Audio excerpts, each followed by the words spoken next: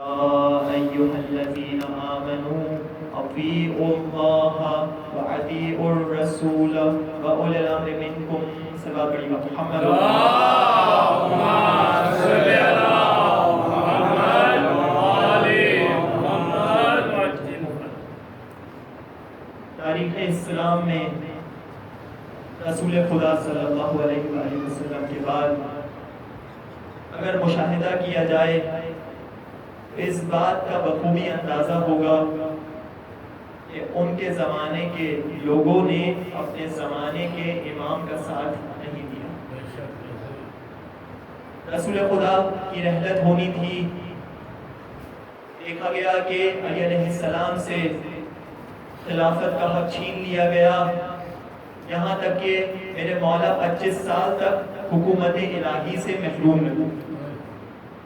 اگر علی حکومت پہ آ جاتے تو عدل و انصاف برپا ہوتا، دین میں وہ انحراف نہ ہوتا. لیکن یہ انحراف وہیں سے آغاز ہوا اور امام حسن علیہ السلام کے زمانے میں بھی چلتا آیا، یہاں تک کہ امام علی کے بعد امام حسن کے زمانے کے لوگوں نے بھی ان کا ساتھ نہ دیا اور امام کو امیر شام سے صلح کرنی پڑی. پھر اس کے بعد کربلا کا واقعہ پیش آیا. آپ جانتے ہیں کہ یہ جو انحراف ولایت علی کو جھٹلانے کی وجہ سے شروع ہوا تھا وہ یزید کی حکومت میں تھا. یزید کی حکومت آئی، میرے مولا امام حسین علیہ السلام خروج کرتے ہیں، نکلتے ہیں اور کربلا کا واقعہ پیش آتا ہے. اب ان تمام ادوار میں ایک چیز کہ جس کا مشاہدہ کیا جائے تو اندازہ ہوگا کہ ہر زمانے کے لوگوں نے جو اپنے امام کا ساتھ نہ دیا اس کی کچھ بنیادی وجوہات ہو سکتی ہیں. مثال کے طور پر کوفے کے لوگوں نے امام حسین علیہ السلام کو خط لکھ کر بلایا، لیکن جب کوفے کے لوگوں کے پاس امام حسین علیہ السلام روانہ ہو رہے ہیں، مسلم ابن عقیل کو بھیجا اور مسلم ابن عقیل کو جب کوفے والوں نے تنہا چھوڑ دیا، اب اس بات کا اندازہ ہوا کیوں تنہا چھوڑا، اس لیے کہ خوف اور لالچ کا شکار ہو گئے. ایک طرف ابن زیاد کا خوف تھا اور ایک طرف ابن زیاد کے خزانے کی نمی تھی. لیکن اس کے پیچھے بھی ایک بنیادی وجہ وہ ایمان کا مضبوط نہ ہونا تھا. اگر اپنے زمانے کے امام پہ ایمان رکھتے ہوتے، اگر اللہ پہ مضبوط ایمان ہوتا، اگر رسول پہ مضبوط ایمان ہوتا تو اپنے زمانے کے امام علی علیہ السلام پہ بھی مضبوط ایمان رکھتے ہوئے اپنے زمانے کے امام امام حسین علیہ السلام پہ بھی ایمان لے آتے اور کبھی بھی یہ کربلا کا واقعہ رونما نہ ہوتا. یہ کربلا کا واقعہ رونما ہوا، امام حسین علیہ السلام شہید کر دیے گئے. اب یہ جو ایمان کی کمزوری ہے، یہ جو بنیادی وجہ قرار پائی ہے آج کے زمانے میں، اگر امام زمانہ اجل اللہ تعالی فرجہ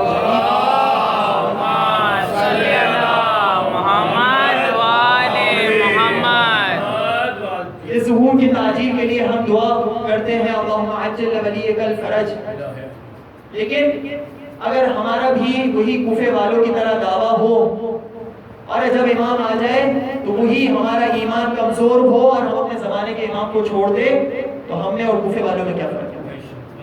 تو بس اپنے آپ کو تیار کرنے کی ضرورت ہے، اپنے ایمان کو مضبوط کرنے کی ضرورت ہے.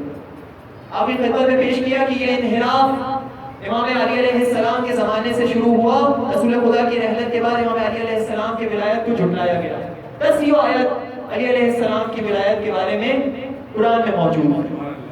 آپ کی خدمت میں جس آیت کو سرنامہ کلام میں پیش کیا، اطیعوا اللہ و اطیعوا الرسول و اولی الامر منکم، یہ آیت کی تفسیر میں نے آپ کی خدمت میں پیش کی.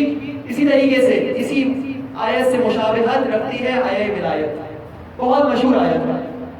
ارشاد ہو رہا ہے انما ولیکم اللہ ورسولہ والذین آمنوا الذین یقیمون الصلاۃ ویؤتون الزکاۃ وہم راکعون. یہ بے شک فقط اور فقط انما کا لفظ یہاں استعمال ہوا ہے. یہ فقط اور فقط تمہارا ولی اللہ ہے، اس کا رسول ہے، اور وہ لوگ جو نماز قائم کرتے ہیں اور حالت رکوع میں زکات دیتے ہیں. آپ اس آیت کا مشاہدہ کریں، اطیعوا اللہ اطیعوا الرسول اولي الامر منکم، اللہ کی اطاعت، رسول کی اطاعت، صاحب امر کی اطاعت. یہاں پہ بھی اسی طریقے سے اللہ کو ولی قرار دیا جا رہا ہے، رسول کو ولی قرار دیا جا رہا ہے، اور ایک نشانی بتائی جا رہی ہے۔ سبحان اللہ۔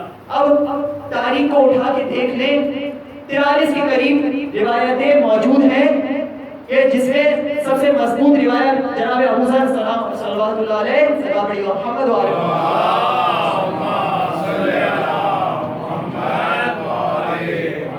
جناب ابو ذر نقل کر رہے ہیں اس روایت کو۔ یہ روایت اہل سنت اور اہل تشیع کی تمام کتابوں میں موجود ہے، 43 کے قریب روایتیں موجود ہیں۔ مضبوط روایت ہے کہ یہ آیت امام علی علیہ السلام کی ولایت کے بارے میں، امام علی علیہ السلام کی ملت کے ناصر ہے۔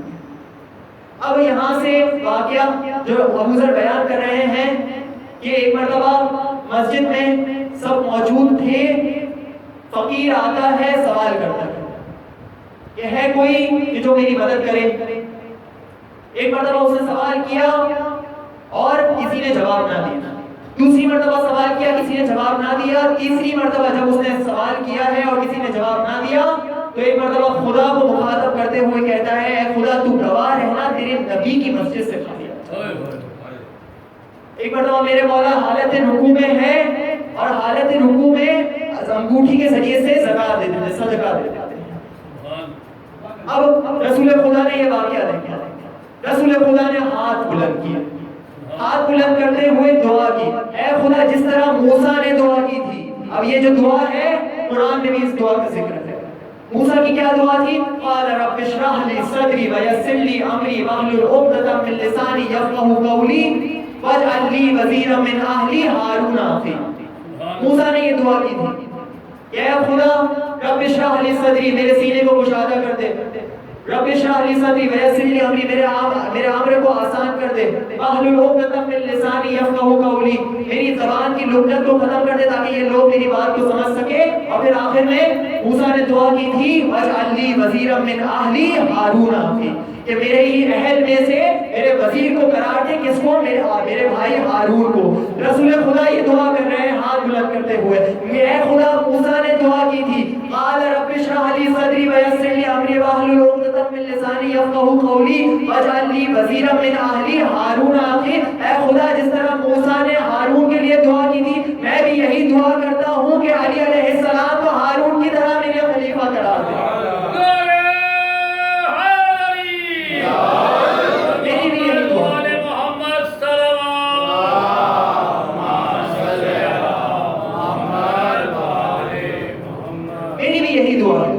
ایک مرتبہ رسول کا یہ کہنا تھا، یہ آیت نازل ہوتی ہے انما ولیکم اللہ ورسولہ والذین آمنوا الذین یقیمون الصلاۃ ویؤتون الزکاۃ وہم راکعون۔ اب یہ روایت بتا رہی ہے کہ فقط علی ہی ہے کہ جس نے سب سے پہلے یہ کام انجام دیا۔ اب ان کی نقل اتارنے کے لیے بعض اصحاب نے بھی کوشش کی، علی علیہ السلام اس آیت کا مصداق کرنے کے لیے بعض اصحاب نے بھی کوشش کی، لیکن سب سے پہلے علی علیہ السلام تھے کہ جنہوں نے یہ کام انجام دیا۔ یہ ہے علی علیہ السلام کی قرآن سے علی علیہ السلام کی ولایت کو اگر ثابت کرنا ہو تو یہاں یہ بیان کرنا۔ اب اس آیت کے حوالے سے بھی کچھ لوگوں نے اعتراض کیا۔ اعتراض میں سب سے پہلا اعتراض وہ یہ کہتے ہیں کہ آپ تو کہتے تھے کہ علی علیہ السلام کی وہ نماز ہے، اس قدر خشوع کے ساتھ اور توجہ کے ساتھ نماز پڑھتے ہیں کہ وہ ذرا بھی دنیا و ما فیہا سے بے خبر ہو جاتے ہیں، ذرا بھی ان کو دنیا کی فکر نہیں ہوتی۔ وہ واقعے کی طرف اشارہ کرتے ہیں اعتراض کرنے والے کہ جب علی علیہ السلام کو جنگ میں تیر لگا، رسول خدا سے پوچھا گیا کہ رسول خدا علی علیہ السلام کو پیر میں تیر لگا ہے، علی کے پیر سے کب تیر نکالا جائے کہ انہیں تکلیف نہ ہو؟ تو رسول فرما رہے تھے کہ جب نماز پڑھ رہے ہو تب تیر نکالا جائے۔ اب آپ یہ کہتے ہیں کہ یہ نماز تھی کہ جس میں علی علیہ السلام حالت رکوع میں زکات دے رہے ہیں۔ علی کی تو نماز وہ ہے کہ پیر سے تیر نکال لیا جائے اور انہیں خبر نہ ہو۔ اب یہاں متوجہ ہو رہے ہیں کس کی طرف؟ فقیر کی طرف، اپنی انگوٹھی دے دیتے ہیں، تو یہ کیسی نماز ہے؟ اب اعتراض کرنے والوں کو فضیلت کے لیے ان کے جس کو مانتے ہیں ان کی فضیلت ملی نہیں، تو علی علیہ السلام کی فضیلت کے بارے میں اعتراض کر رہے ہیں۔ اب علی علیہ السلام کی فضیلت کے بارے میں اعتراض کر رہے ہیں، اس کے علماء نے کچھ جواب دیا۔ سب سے پہلا جواب یہ فقیر 3 مرتبہ سوال کرتا رہا، لیکن تیسری مرتبہ اس نے کس کو مخاطب کیا؟ خدا کو مخاطب کیا کہ اے خدا تو گواہ ہے نا کہ تیرے نبی کی مسجد سے خالی ہاتھ جا رہا ہوں. علی کو خدا کی مسجد کی اور علی کو نبی کی مسجد کی حرمت کا اتنا خیال ہے کہ علی نے انگوٹھی دی. پہلا جواب یہ ہے. یہ فقیر آیا ہے، خدا کو گواہ بنا رہا ہے علی علیہ السلام کی نماز کی حالت میں خدا کی بارگاہ میں. دوسرا حدیث میں ہے کہ مسکین خدا کی طرف سے تمہاری طرف آتا ہے. یعنی جب مسکین کوئی سوال کرتا ہے، مانگنے کے لیے آتا ہے، وہ تو در حقیقت خدا کی طرف سے بھیجا ہوا ہوتا ہے. تو یہ فقیر آیا ہے خدا کی طرف سے، علی بھی خدا کی بارگاہ میں موجود ہے. تیسرا جواب اس کا یہ ہے کہ علماء بیان کرتے ہیں، مجتہدین بیان کرتے ہیں کہ نماز کی اگر شکل بگڑ جائے تو وہ چیز، وہ عمل نماز سے منافات رکھتا ہے. لیکن اگر کوئی ایسا کام انجام دیا جائے کہ جس سے نماز کی شکل نہ بگڑے، اور انگوٹھی دینا یہ صدقہ ہے اور اس طریقے سے نماز کی شکل نہیں بگڑتی، اس طریقے سے کوئی اس میں قباحت نہیں ہے. یہ تیسرا جواب ہے. اب اگر ان جوابات کو نہیں مانتے تو ذرا آخری جواب جو کہ سب سے مضبوط جواب ہے وہ یہ کہ یہ بتائیں کہ اس سے پہلے رسول کی زندگی میں بہت سے ایسے واقعات رونما ہوئے کہ جس میں اصحاب کچھ غلطی کر بیٹھتے تھے، کوئی غلط کام انجام دے دیتے تھے، تو رسول کو آیت نازل ہو جاتی کہ اے رسول انہیں کہے کہ یہ کام انجام نہ دیں. ان کی مذمت میں آیت نازل ہو جاتی تھی. اب اگر علی نماز کی حالت میں فقیر کی طرف توجہ کر رہے ہیں تو یہ بتائیں تو علی کے بدعت میں نازل ہونی چاہیے تھی آیت یا علی کی مذمت میں آیت نازل ہونی چاہیے تھی؟ یہاں تو بدعت میں آیت نازل ہو رہی ہے اور اللہ کو یہ ادا اس قدر پسند آئی کہ اپنی ولایت کا اعلان اس آیت میں اعلان کر دیا، یہ نشانی بیان کر دی. انما ولیکم اللہ ورسولہ والذین آمنوا یقیمون الصلاۃ ویؤتون الزکاۃ وهم راکعون. کہ اللہ کے بعد، رسول کے بعد وہ لوگ جو حالت رکوع میں زکات دیتے ہیں وہ تمہارے ولی ہیں. اس قدر بدعت بیان کر دیا علیہ السلام کی.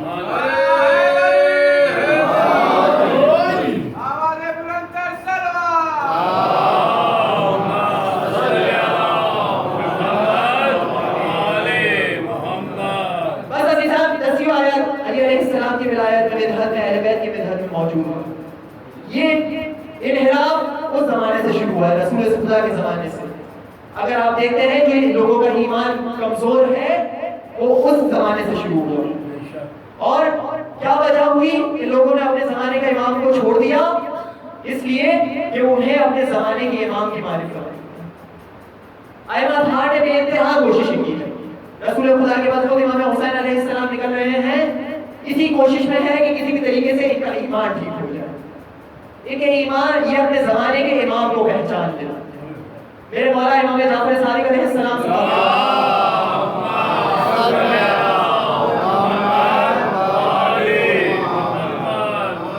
ایمان اس وقت مضبوط ہوگا کہ جب معرفت ہوگی اپنے زمانے کے امام کی. میرے مولا فرما رہے ہیں کہ ایک شخص آتا ہے اور آنے کے بعد پوچھتا ہے میرے مولا سے کہ میں نے خدا کی معرفت حاصل کر لیا. اب اس زمانے میں لوگ مسلمان تھے، اللہ کو مانتے تھے، رسول کو مانتے تھے، لیکن پھر بھی انحراف کا شکار تھے. اب میرے مولا جعفر صادق علیہ السلام کس طریقے سے ان کی ہدایت کر رہے ہیں. دیکھیں، آتا ہے سوال کرتا ہے کہ میں نے خدا کی معرفت حاصل کر لی، خدا کے بارے میں، توحید کے بارے میں میرا مضبوط عقیدہ ہو گیا، اب اس کے بعد میرے لیے کیا افضل عمل ہے؟ تو میرے مولا فرماتے ہیں کہ خدا کی معرفت کے بعد نماز سے زیادہ کوئی افضل عمل ہے. ایک مرتبہ فرماتے ہیں زکات سے زیادہ کوئی افضل عمل ہے. ایک مرتبہ فرماتے ہیں روزے سے زیادہ کوئی افضل عمل ہے. ایک مرتبہ فرماتے ہیں حج سے زیادہ کوئی افضل عمل ہے. یہ باری باری دوہرا رہے ہیں ایک ایک افضل عمل کو، لیکن آخر میں ایک ایسا جملہ کہا ہے پھر مولا فرماتے ہیں وفاتحۃ ذالک کلہ وخاتمتہ معرفت. یعنی ان تمام افضل اعمال کی ابتدا اور انتہا ہماری معرفت میں ہو تو یہ سب سے افضل عمل ہے. محمد والے محمد صلی اللہ علیہ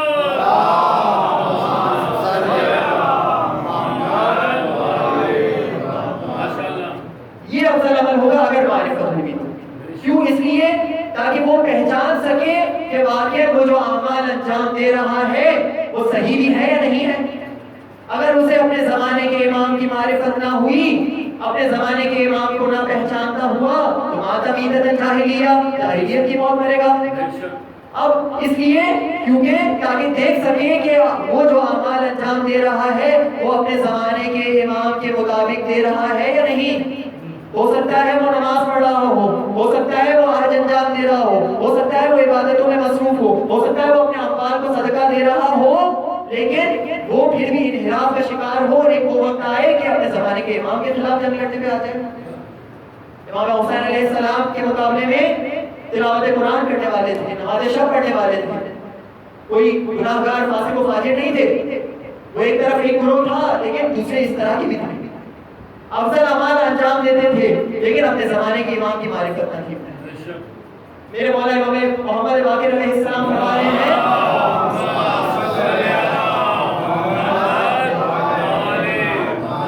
یہ امر اس قدر مہم ہے کہ میرے مولا فرما رہے ہیں، ذرا سوچئے گا کہ کس قدر میرے مولا اس چیز پر تاکید کر رہے ہیں۔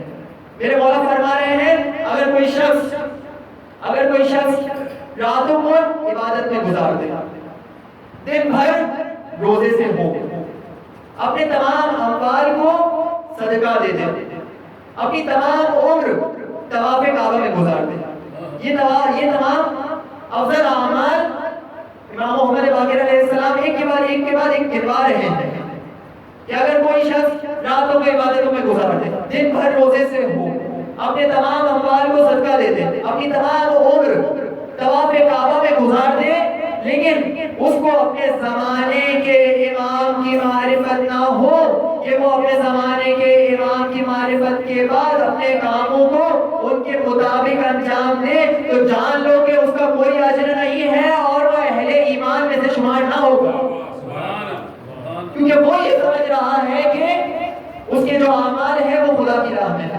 وہ یہ سمجھ رہا ہے کہ میں جو نمازیں پڑھ رہا ہوں، میں روزے رکھ رہا ہوں، میں حج انجام دے رہا ہوں، میں زکوٰۃ دے رہا ہوں، میں مسلسل بہترین اعمال میں مصروف ہوں، لیکن ممکن ہے کہ وہ اپنے زمانے کے امام کے خلاف کام کر رہا ہو کیونکہ اسے اپنے زمانے کے امام کی معرفت نہیں ہے۔ اسی لیے اہل بیت فرما رہے ہیں، امام محمد باقر فرما رہے ہیں بنا عبید اللہ بنا عرف اللہ ونحن السبیل الی اللہ، کہ ہماری ہی وجہ سے خدا کی معرفت ہے، ہماری ہی وجہ سے خدا کی عبادت ہے، اور ہم ہیں خدا تک لے جانے والے راستے، ہم خدا تک لے جانے والا راستہ ہے۔ یہ ایک کے بعد ایک حدیث امام محمد باقر امام صادق ارشاد فرما رہے ہیں اس موضوع پہ۔ کیوں؟ وہ زمانہ ہے کہ جب یہ کوشش میں ہے، امام کربلا کے بعد امام سجاد کا زمانہ، امام محمد باقر کا زمانہ، امام جعفر صادق کا زمانہ، کوشش میں ہے کہ کسی بھی طریقے سے ان کا ایمان ٹھیک ہو جائے، اپنے زمانے کے امام کے ساتھ آ جائیے لوگ۔ ایک مرتبہ امام حسین علیہ السلام مینا کے میدان میں جا رہے ہیں۔ اب مینا کا میدان ہے، کربلا کا واقعہ رونما نہیں ہوا۔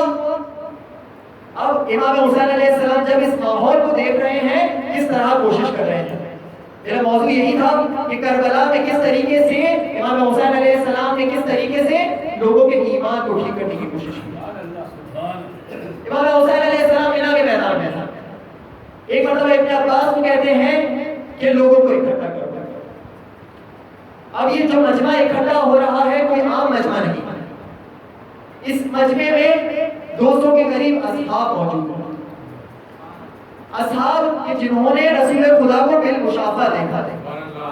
اب یہ وہ اصحاب ہیں کہ جنہوں نے رسول خدا کے معجزات بھی دیکھے ہوں گے، یہ وہ اصحاب ہیں کہ جنہوں نے دیکھا ہے کہ رسول خدا نے کس طریقے سے اذیتیں برداشت کر کے اسلام کو پھیلایا ہے۔ اب ذرا سوچیں ان کا کیا ایمان ہوا۔ 200 کے قریب اصحاب اس مجمع میں موجود ہیں، امام حسین علیہ السلام خطاب کرتے ہیں۔ 500 کے قریب تابعین موجود ہیں۔ یہ تابعین کون ہوتے ہیں کہ جنہوں نے رسول خدا کو تو نہیں دیکھا لیکن رسول خدا کے اصحاب کا زمانہ دیکھا۔ اب ان اصحاب نے رسول خدا کے واقعات ان کو سنائے ہوں گے، ان کا بھی کیا ایمان ہوا۔ اب یہ تمام مجمع میں امام حسین علیہ السلام ایک کے بعد ایک چیز کا اقرار دے رہے ہیں۔ اب خطبے میں ان لوگوں کا یہ جو لوگوں کا جو مجمع ہے، ان لوگوں کا ایمان دیکھیں آپ کتنا مضبوط ہونا چاہیے، لیکن میرے مولا کا خطبہ اس کے برعکس ہے. میرے مولا ایک مرتبہ ان لوگوں سے مخاطب ہو کے کہتے ہیں کیا یہ بتاؤ کہ علی علیہ السلام کو ہجرت کے موقع پر رسول خدا نے اپنا بھائی نہیں بنایا تھا؟ امام حسین علیہ السلام کن لوگوں سے اقرار لے رہے ہیں, کن لوگوں سے پوچھ رہے ہیں؟ اصحاب کے درمیان, تابعین کے درمیان.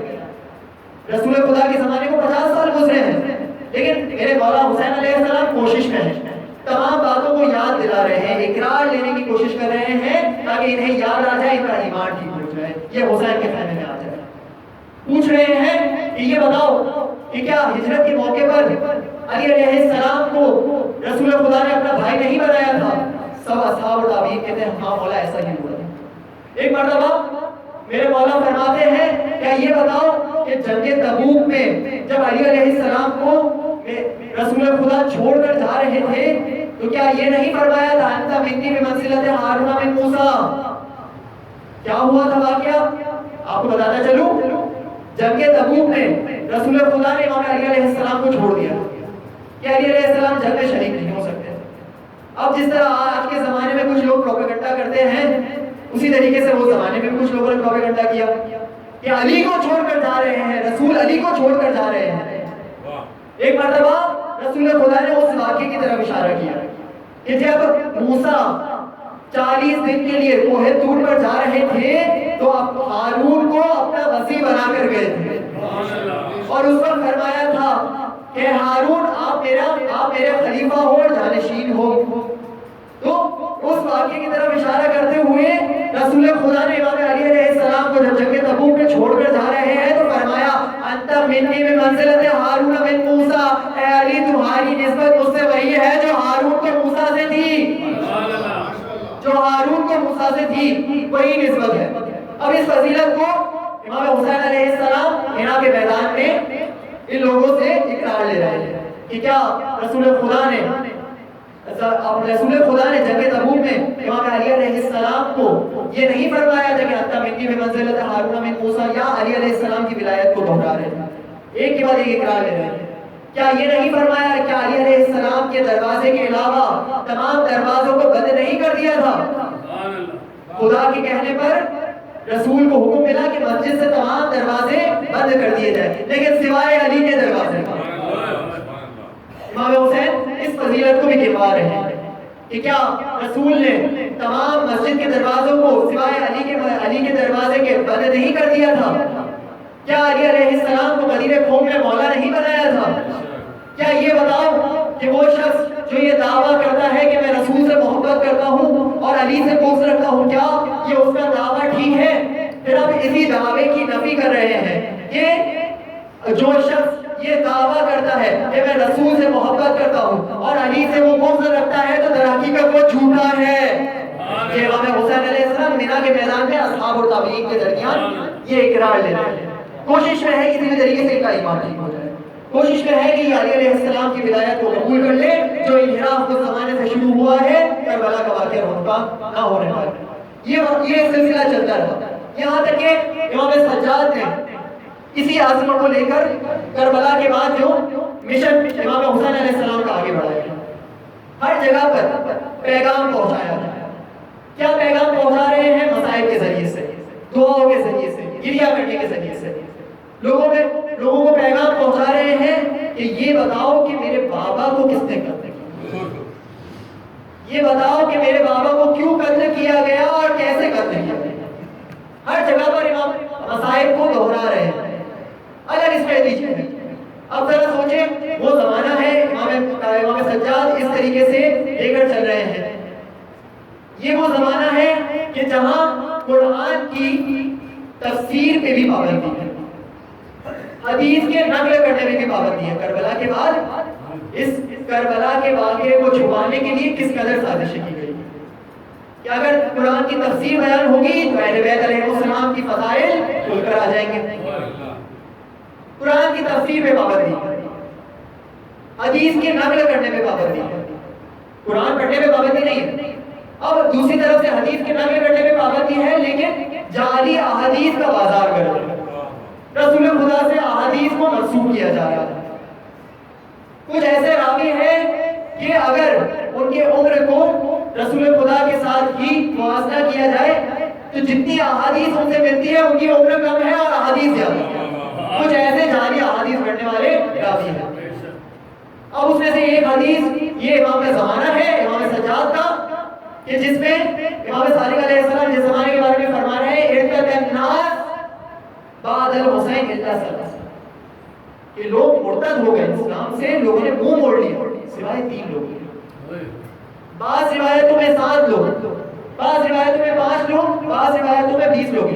خود امام سجاد فرما رہے ہیں کہ میرے مکہ و مدینہ میں کربلا کے بعد ہم اہل بیت کی محبت کرنے والے 20 سے زیادہ نہیں تھے.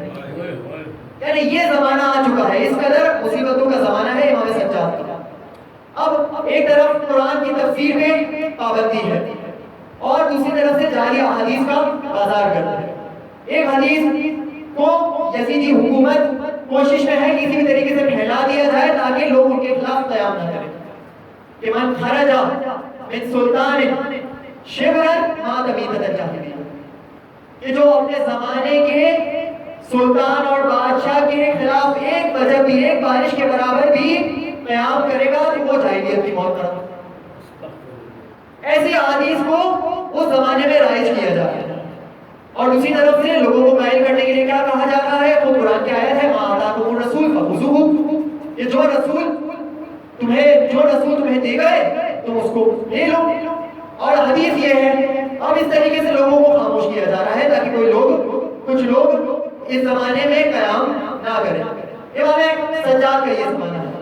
اب امام سجاد دعاؤں کے ذریعے سے، مسائل کے ذریعے سے کوشش میں ہے کہ اہل بیت علیہ السلام کے فضائل کو بتایا جائے. خود آپ ذرا اس امام سجاد کے خطبات پہ توجہ کریں، خود حضرت زینب کے خطبات پہ توجہ کریں. جناب زینب جب کوفے میں ہے خطبہ دے رہی ہے، وَيْلَكَ يَا أَهْلَ الْكُوفَةِ، یعنی کوفے میں خطبہ دیتے ہوئے کوفے والوں کی ملامت کر رہی ہے کہ وائے ہو تم پر، تمہارا دامن فرزند رسول کے خون سے رنگین ہے. لیکن دوسری طرف سے جب شام میں ہے تو مخاطب کرتے ہوئے یزید کو کہہ رہی ہے، جب یزید اپنی جشن کا اعلان کر رہا ہے وہ کہہ رہی ہے وقت قیدر بس آسائر مناصر جوہدک واللہ لا تبہو ذکرنا ولا تبیتوا، کہ یزید تو جو تدبیر کرنا چاہتا ہے کر لے، جو مکاری کرنا چاہتا ہے کر لے، تو اپنی پوری جان لگا لے، لیکن خدا کی قسم کہ تو ہمارے ذکر کو مٹا نہ پائے گا، تو وہی ختم نہ کر پائے گا. ایک طرف حضرت زینب کا یہ خطبات کے ذریعے سے یزید کو بے نقاب کرنا ہے، اور ایک طرف سید سجاد کا ہے. کوفے میں سید سجاد خطبہ دے رہے ہیں، کوفے والوں سے مخاطب ہو کے الم لو من توحقت حرمتو، کہ میں وہ ہوں کہ جس کی حرمت کو پامال کیا. لیکن یہی امام سجاد خطبہ جب شام میں دے رہے ہیں تو کہہ رہے ہیں عرب و مکہ و منا، میں مکہ و منا کا فرصت ہوں، اپنے فضائل کو بیان کر رہے ہیں. کوفے کے لوگوں کو، کیونکہ کوفے کے لوگ ایمان رکھتے تھے، اہل بیت کے چاہنے والے تھے، لیکن خوف اور لالچ کی بنا پر اور ایمان کی کمزوری کی بنا پر فرزند رسول کا ساتھ نہ دیا. لیکن شام میں کچھ لوگ ایسے ہیں کہ جن کو اہل بیت کے بارے میں کچھ بھی نہیں پتا، تو وہاں سید سجاد اپنے فضائل بیان کر رہے ہیں. کوفے کی الگ اسٹریٹجی ہے، شام کی الگ اسٹریٹجی ہے.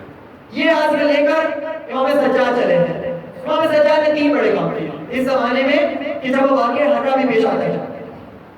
واقعہ حرہ 62 ہجری ہے، کہ اس زمانے میں 62 ہجری ہے، اور اس زمانے کا جو بے تجربہ کوئی گورنر تھا یزید اسے مدینہ میں حاکم کر دیتا ہے. اب وہ یہ دیکھتا ہے کہ یزید کے خلاف قیام ہو رہا ہے، لوگ یزید سے نفرت کر رہے ہیں، فرزند رسول کی شہادت کے بعد یزید کے اوپر لعنت کی جا رہی ہے. ایک مرتبہ مدینے کے بزرگوں کو جمع کر کے بھیجتا ہے کہ یزید سے ملاقات کرے، یزید خوب ان کی خاطر تواضع کرے اور اس طریقے سے ان کا ایمان ٹھیک ہو جائے. خود اس طریقے سے یزید کے لیے یہ جو لعنت بھیج رہے ہیں یہ محنت کرنے لگے. یہ اس زمانے کی سازش تھی. اب یہ بھی تجربہ بنتا ہے، یہ گورنر وفد بنا کر بھیج رہا ہے شام. اب یہ بزرگ مدینہ کے جاتے ہیں، جانے کے بعد یزید انہیں ڈھیر سارے انعامات سے بھی نوازتا ہے، تحفے دیتا ہے اور انہیں واپس مدینہ بھیج دیتا ہے۔ اب اس مدینے کے گورنر کی خواہش یہ تھی کہ یہ آگے یزید کی بدعت بیان کریں، لیکن انہوں نے بالکل برعکس کام کیا، یزید کی مکاریوں کو بیان کرنا شروع کر دیا۔ ان لوگوں نے آگے یزید کے شام کے واقعات کو بیان کرنا شروع کر دیا۔ ان لوگوں نے آگے بتایا یزید تو وہ ہے جو فاسق و فاجر ہے، یزید تو وہ ہے کہ جو بندروں کے ساتھ کھیلتا ہے، یزید تو وہ ہے جو سمباز ہے، یہ شرابی ہے، یہاں تک کہ وہ کہہ رہا ہے کہ کوئی الہی نہیں ہے، کوئی نبی نہیں ہے، خلیفہ رسول بنا بیٹھا ہے اور یہ دعویٰ کر رہا ہے۔ ایک مرتبہ عبداللہ ابن حنظلہ قیام کرتے ہیں، کوفے کے بزرگوں کو، مدینہ کے بزرگوں کو جمع کرتے ہیں۔ اب یہ بزرگ جمع ہو گئے ہیں، مدینہ کے لوگ جمع ہو گئے ہیں، یزید چونکہ بے نقاب ہو رہا ہے، امام سید سجاد کی اسٹریٹجی کام آ رہی ہے، یزید بے نقاب ہو رہا ہے، عبداللہ ابن حنظلہ قیام کرتے ہیں۔ ایک مرتبہ ان کا قیام کرنا تھا کہ اس زمانے کا جو مدینے کا گورنر تھا وہ کنٹرول نہ کر سکا،